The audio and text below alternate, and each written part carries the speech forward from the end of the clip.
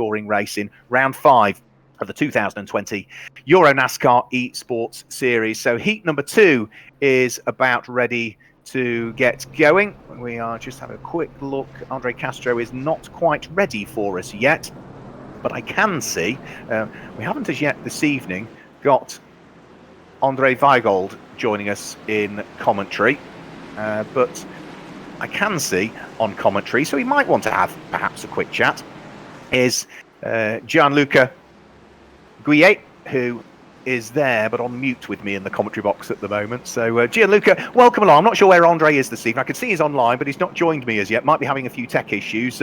As usual, usual names towards the front in qualifying, but we've got some quick sim racers, haven't we? Including Mikael Smidl, who starts on the front row of the grid for this one.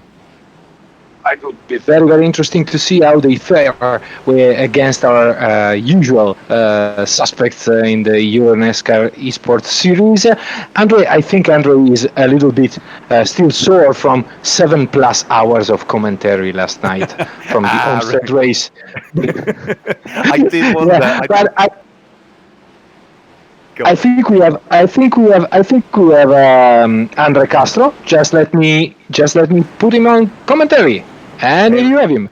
Here we go. Thanks, Gianluca. So we'll grab a quick word with Andre Castro, Heat 1 winner. Andre, congratulations. That is your, if we include the prologue event, that's your 3rd Heat win of the year. But as yet to win the main championship race, you'll be wanting to do that this evening here at Brands.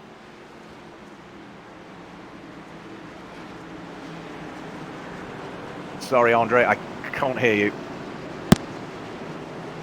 So you're on mute, Andre. So do you hear me? Oh, there we go. We've got you now. You got me? Okay, cool. So I was saying it's going to be pretty important to finish well with double points in effect starting this week. So made sure to get to know the circuit pretty well this past week and paid off with that lap in qualifying. But yeah, we'll see what happens in the final. It's all tight at the front end of the championship. I'll let the race get underway and I'll come back and ask you another question because they're just coming up towards Clearways and Clark Curve now. Remember, it is Jeffrey Rufen and Mikael Smidl that sit there on the front row of the grid. We did see a win for Mikael Smidl. That was at Watkins Glen where he qualified on pole, won his heat and won the main race. He's not doing the full championship season for Autodrome Moss, but the lights go out and Smidl actually gets a bit of a poor start. Guillaume de Flandre is able to squeeze his way through and ahead. So Jeffrey Rufen leads, Guillaume de Flandre in 2nd place, Mikael Smidl there in 3rd position, Brian Crowells is there in 4th place, and I think that was Davide De Lara that was all through the gravel trap at Paddock Hill Bend. But other than that, everybody safely through the first couple of corners. Back to Andre Castro. I don't want to hang on to him for too long, but Andre, you were saying points important, even more important when now into the semi-finals. If you have a good night, you can really move yourself into contention in the championship.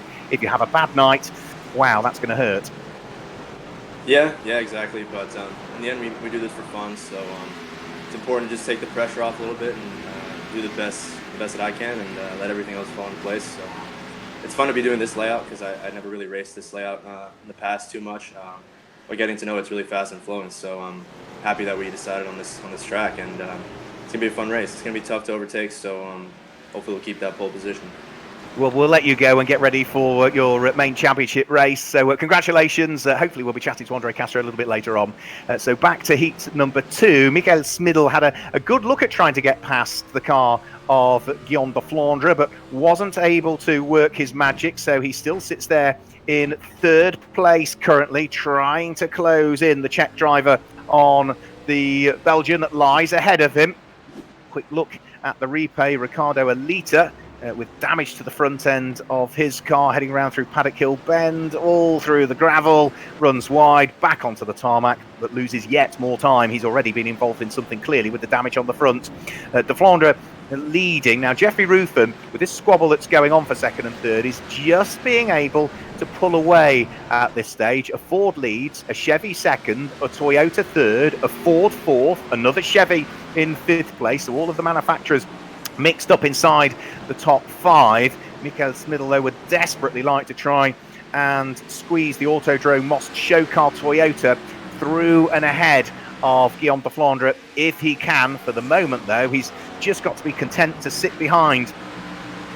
Here's a battle further down through the order. This is for 7th, 8th, 9th and 10th place. Chris Rickard at the tail end of it, looking to see whether he can close in on Gordon Barnes, Roy Hendricks and Stefano Gustavia, all of whom are pretty much nose to tail with each other as they head down through Dingle Dell and up into Sheen Curve, where I've actually seen not any cars run wide as yet. It's so easy usually to run wide coming out of Sheen Curve and be all on the grass and into the gravel there, but everybody seems to have just about mastered that. There is damage to the back end of Chris Rickat's car, I can see, and here's another good little fight for 13th, 14th, 15th and 16th place, which is going to be Francisco Garisto, Luca Cagnari, Ruben Garcia and Michael Niemas, all busy squabbling away. Ruben Garcia, fantastic to see him continually join us each week. Ruben Garcia, the 24-year-old Mexican who is twice a NASCAR Pinty Mexican champion, the reigning champion as well, 2018, 2019, in fact 3 times because he won it in 2015 as well. He was a NASCAR Stock V6 champion back in 2011. He raced in the ENESCAR Series as well over at Texas Speedway virtually when that series was taking part earlier on. But he's involved in this great little fight as we go back to the fight for 7th, 8th, 9th, 10th and 11th place. Roy Hendricks being kept very busy indeed, team manager for Hendricks Motorsport, who has gone well all season so far in this championship. But whilst he's been at the front, Roy Hendricks, he's perhaps not scored as many championship points as you otherwise might have thought. He languishes a fair way down in terms of the championship standings, down in 48th in the championship standings. He's just not quite had the luck, but he's been quick as Roy Hendricks generally throughout the course of this season. And he is at the moment under pressure from Gordon Barnes and Chris Ricard, with Ulysse Delceau also now starting to catch on to the tail end of that train. The young Frenchman at the wheel of the number 10 car for RDV competition, still only 22 years of age, is Ulysse Delceau. He was the 2018 EuroNASCAR 2 champion, and he's looking to try and work his way through and pass Chris Ricard there, but that's not quite going to work. So Chevy from Chevy, still the grey car of Ricard, under pressure from the young Frenchman. Has he got the inside line? No, just covered off there by the Brax Racing machine of Chris Ricard. So still Ulysse Delceau has to settle for what is 11th place, and remember, it's only the top 10 that go through, so that's why Chris Ricard is so keen on trying to hang on to the position. Gordon Barnes is just escaping up the road as a result of this fight for 10th and 11th places. We've still got half of the race to go as well, almost, so 5 minutes and 15 seconds in. And you can see the tail end of the car wagging there as Chris Ricard really tried to apply the power as much as he could. Ulysse Delceau's picking up the toe, but he's just too far away as they head up in towards the daunting right-hander at Hawthorne. Slightly banked entry to that corner, which really hooks the car in towards the apex. A good run down the Derek Minter straight, almost pushing the Brax machine ahead as they head round through Westfield Bend and then start to descend downhill through Dingle Dell and up towards Sheen Curve once more. So they're on lap number 4 currently. The grey car, Chris Ricard, hanging on to the final qualification place, but there's problems ahead by the look of things, and Roy Hendricks and Gordon Barnes must have got together, which means that all of a sudden that has changed the order. So Chris Ricard now is up into 8th position, Ulysse Delceau is up into 9th, and Davide Dallara, car number 189, is now into 10th place. So all 3 of these cars are now in a position of automatic qualification, whereas a few moments ago it was only Chris Ricard that was, and he loses the tail end heading around through Paddock Hill Bend. A little bit of turning oversteer, had to correct it midway through the corner, drops down from 8th, not to 9th, but down to 10th position as Ulysse Delceau and Davide Dallara both capitalise on that very, very small mistake there. Let's have a look, see what happened here. Well, Roy Hendricks got very sideways coming out of Sheen Curve, went all through the gravel, and I think Gordon Barnes was sort of distracted by that and had a spin. I didn't see there was any contact between the pair of them there. I think they sort of both had their own individual accidents, but probably for Gordon Barnes it's a result of being distracted. Here's Jeffrey Ruffin under pressure from Mikael Smiddle, who is looking to try and get the overlap. They really have closed up over the course of the last few laps. 3 minutes to go. Jeffrey Ruffin leading the race at this stage, then makes another small mistake heading around through Sheen Curve, which allows Mikael Smiddle to close up right the way alongside him. Joining me in live commentary with a couple of laps to go is Alex Sedgwick, the British driver. Alex, great to have you back with us here again. You've been a busy man with esports during this period of time, haven't you? Yeah, just a bit. I obviously doing all of these and setting up my own series as well through my company, Vertex, which we've been running with the NASCAR Xfinity cars on mainly ovals. So I've had a bit of variety, and obviously it's kept me nice and busy while I was at home, or while I'm still at home, which has been it's been good. It's difficult now that things get busier and busier. It means I get no practice in at all, but yeah, it's good fun. I've been looking in on your series as well, and there's a few familiar names in there, the likes of Ben Kriener and Brian Cruels. So there's a few that are like yourself doing both the EuroNASCAR Esports Series and other things.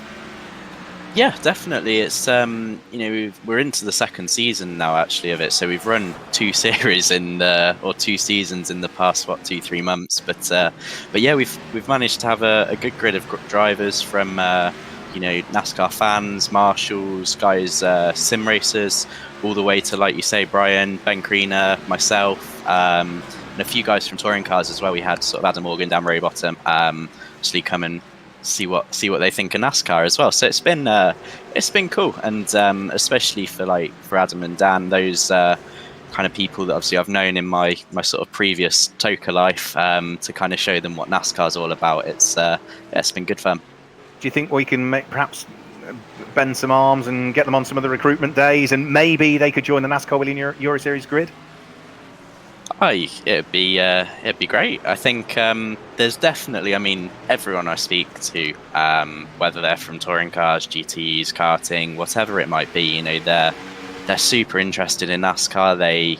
They've probably been watching a lot of NASCAR in the US in the past couple months as one of the only motorsports that are back up and running. So there's a huge amount of interest for people to come and have a go in the cars and about the series. So I think for sure you'll probably see more and more people from the UK have a go over time, which obviously I'm always pushing them in that direction.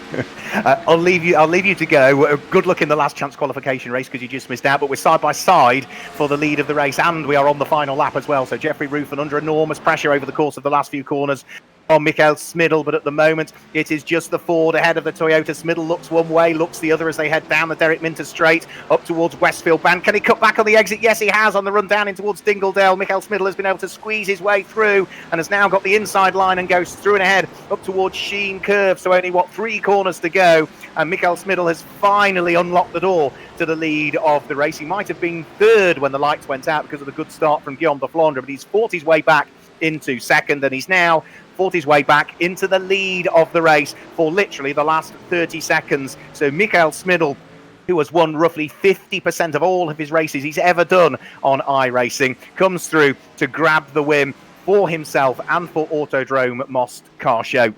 The Toyota going well. It's the Ford that finishes in second place of Jeffrey Ruffin and Guillaume de Flandre in third. Stefano Costavalle heading over the start-finish line. He will finish in 9th place, and looks as though he is just going to seal his fate automatically through into the main championship race. So he will be rather pleased with that, one of the team members for Cal Racing. And Chris Ricard will pick up the final automatic qualification spot. But here's the replay. So Smidl, Jeffrey Ruffin just got sideways, didn't he? Heading through Westfield Bend from that camera angle, you could see what happened as the tail end of the car cried enough, and that was just enough to open the door for Mikael Smidl to go through and grab the victory. He will be hugely, hugely pleased with that, will Mikael Smidl.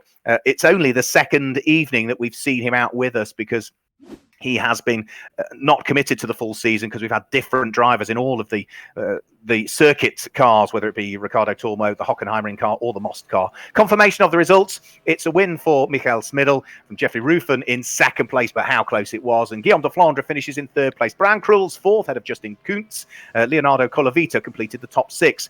Ulysse Delso was seventh, head of Davide De Lara. Stefano Costavalle and Chris Ricard finishes in 10th place. So those are the 10 automatic qualifiers for the main championship race. Roy Hendricks, Francisco Garisto, Luca Caniore, Aurelien Dillier, Michael Niemas, Ricardo Alita, Gordon Barnes, and Ruben Garcia will all have to fight it out